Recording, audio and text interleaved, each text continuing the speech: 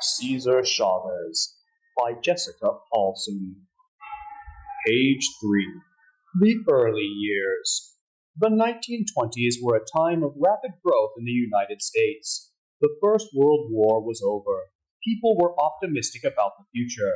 For Cesar Estrada Chavez, 1927 was a good time to be born. Chavez's grandfather had crossed the border from Chihuahua, Mexico to the United States some 30 years earlier, fleeing the harsh conditions of his homeland to start a new and better life for his family. And for a time, life was better. The Chavez family lived in a small adobe house in Yuma, Arizona. Caesar's family sold fruits and vegetables grown on the Chavez family farm. As soon as Caesar was big enough, he gathered eggs, pumped the water each day, and did other chores. Caesar's father, Librado, was a hard-working man. In addition to running the family farm, he operated a general store and was elected postmaster of Yuma. He was kind to his children, although he had little time to spend with them. But Caesar grew up surrounded by many loving relatives. His grandparents and uncles read stories to him. His mother taught him peaceful ways to solve problems. She often invited homeless or hungry people to share a meal with the family. She told Caesar never to fight with his fists when he found himself in an argument.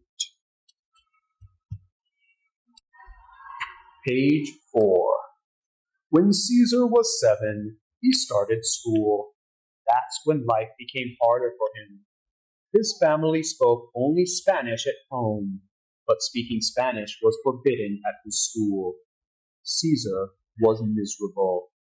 Later, he recalled, when we spoke Spanish, the teacher swooped down on us. Even out in the playground, speaking Spanish brought punishment. Prosperous times came to an end in the 1930s. During the Great Depression, many lost their jobs, their homes, and their hopes. Stores everywhere went bankrupt, including the Chavez grocery store. Caesar's family moved back to the family ranch, hoping to survive by working the land. Caesar's father borrowed money to buy a plot of land next to their ranch. But after clearing the land, Mr. Chavez learned the property had already been sold to someone else. Unable to repay the money he had borrowed, Mr. Chavez had to sell the ranch. The migrant life. Caesar's family decided to move to California. They had heard that there was plenty of work in the West, plus thousands of other farm workers were flooding into California too. A 7-year drought in the middle of the country had turned farmlands to dust. Parents were hoping for better jobs that would ensure a better life for their children.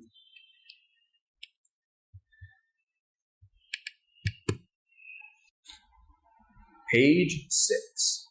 When the Chavez family reached California, they settled in a town called Sal Cifuentes, which in Spanish means get out if you can. Librado Chavez learned of a farm that offered work and a place for his wife and children to live.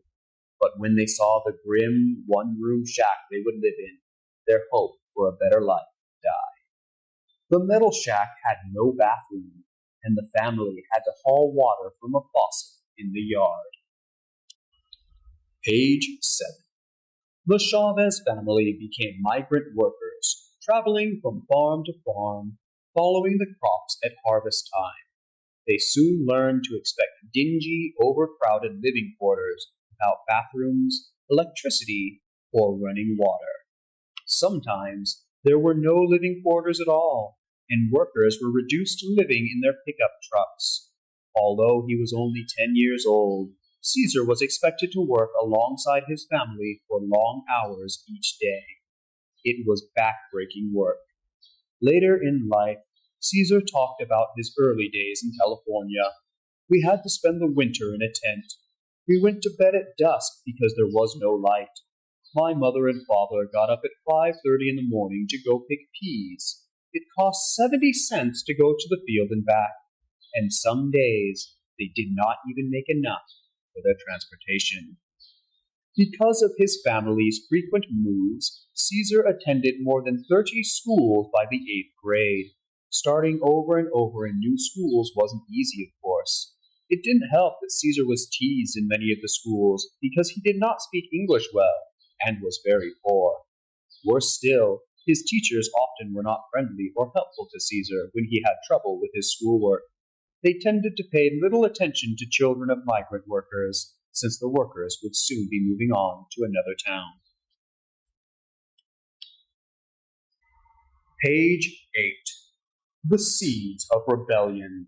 Schools, restaurants, and movie theaters were strictly segregated during Caesar's youth. Caesar chafed under these injustices. Once, in a movie theater, he refused to sit in the Mexican section. The police came and took him into custody for not following the rules. Caesar learned many more harsh lessons about injustice while he picked crops in the field. He learned that some farm owners didn't believe migrant farm workers deserved decent work conditions. If Caesar wanted water while he worked, he had to remember to bring it with him. Workers weren't allowed to use the farm's faucets or bathrooms. They could not take breaks. Plants were sprayed with fertilizers and pesticides that sometimes caused illnesses. Caesar saw some farm owners cheat their workers by paying them less than the wages they'd agreed on. The workers who didn't speak English had an even harder time. How could they argue with their so-called superiors if they couldn't speak English? Caesar decided he had to learn English. The plight of the Chavez family grew worse in 1942, when Caesar's father suffered a serious injury in a car crash. Although Caesar had only finished 8th grade, he was forced to leave school and work full-time to earn money for his family. Page 9. At age 15, Caesar found steady work in California's vineyards. There, he met his future wife, Helen Fabela, who shared his social concerns. Caesar worked in the vineyards for 2 years. Then, in 1944, he joined the United States Navy. When his service was over in 1948, he married Helen and started a family. To provide for his growing family, he soon returned to work in the fields. Page 10. Chavez's dream. With every day he spent in the fields, Ceasar Chavez saw more evidence of migrant workers' exploitation by landowners and labor contractors. He tried speaking to the farm owners about higher pay and better conditions, but he got nowhere. Nor could he convince his fellow workers to speak up alongside him. They were afraid they might lose their jobs. Chavez became convinced that migrant workers must form a labor union to assert and protect their rights. He began to read about other leaders who had made changes peacefully. He and his wife also began teaching Mexican farm workers to read and write English so that they could become American citizens. They hoped that as citizens, the workers would feel more empowered to stand up for themselves. In 1952, Chavez met Fred Ross of the Community Service Organization.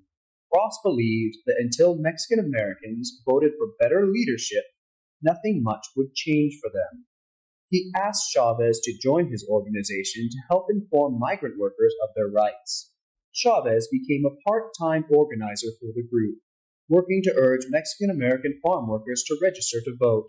If they elected better leaders, he said, conditions would change. Page 11.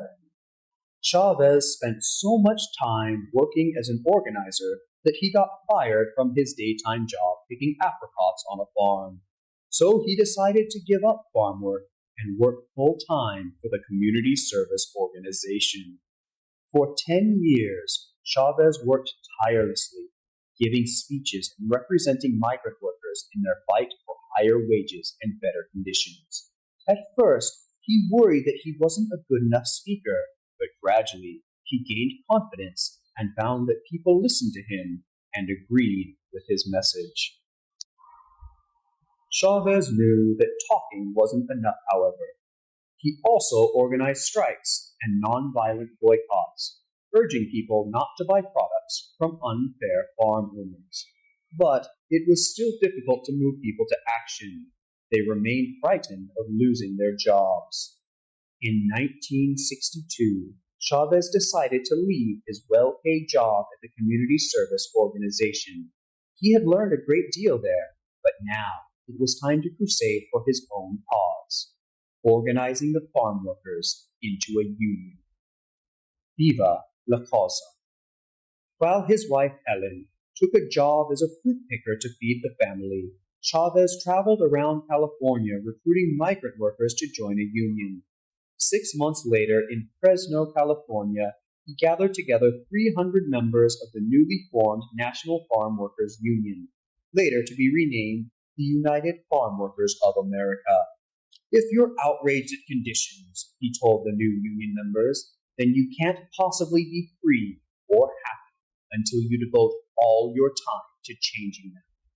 At that first meeting, the group approved their flag, a black eagle in a white circle on a red background, and adopted their slogan, Viva la causa, long live the cause.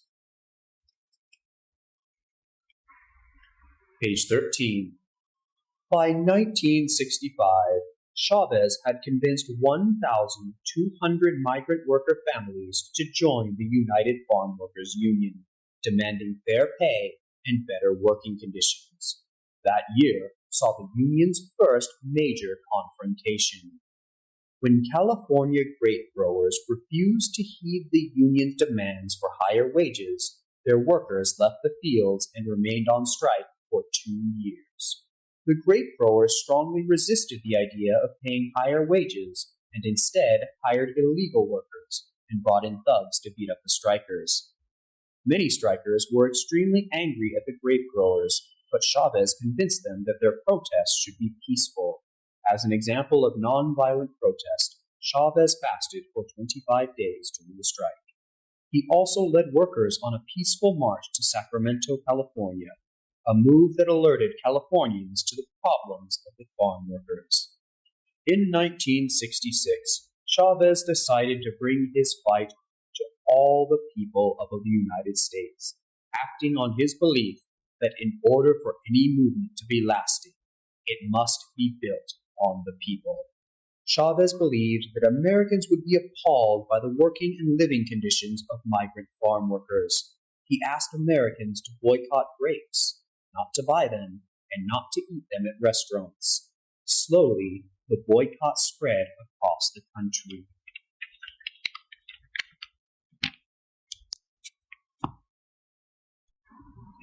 Page 14. Chavez was right. People were appalled. The combined pressure of the boycott and 5 years of striking finally worked. For the first time, migrant workers received a fair contract. At last, they would be paid better wages. This victory put Chavez in the national spotlight.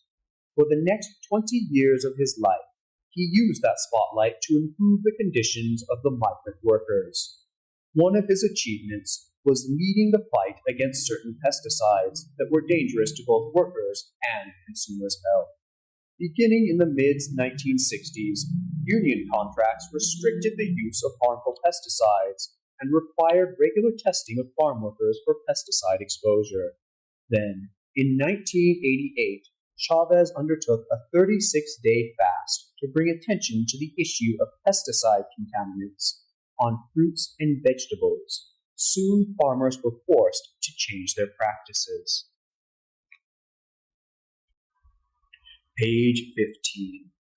Under Chavez, the UFW attained many improvements for migrant workers. Among these were pension plans for retired farm workers, contracts to guarantee seniority rights, and bans on employment discrimination and sexual harassment of female workers, an extension of unemployment and disability benefits. All of these gains were achieved peacefully and in accordance with Chavez's unwavering dedication to nonviolence. Page 16. Ceasar Chavez continued to lead marches, often accompanied by his grandchildren up until his death on April 23, 1993. More than 30,000 people, many of them members of the United Farm Workers Union, attended his funeral. In 1994, President Clinton honored Chavez by awarding him the United States' highest civilian honor, the Presidential Medal of Freedom. Chavez's widow, Helen Fabela Chavez, accepted the medal in her husband's honor. It was fitting recognition for a man who had worked so hard to improve the lives of others. Today, the Chavez children, Paul, Anna, Anthony, Fernando, Eloise, Sylvia, and Linda, continue their father's fight for dignity, fairness, and justice for all workers.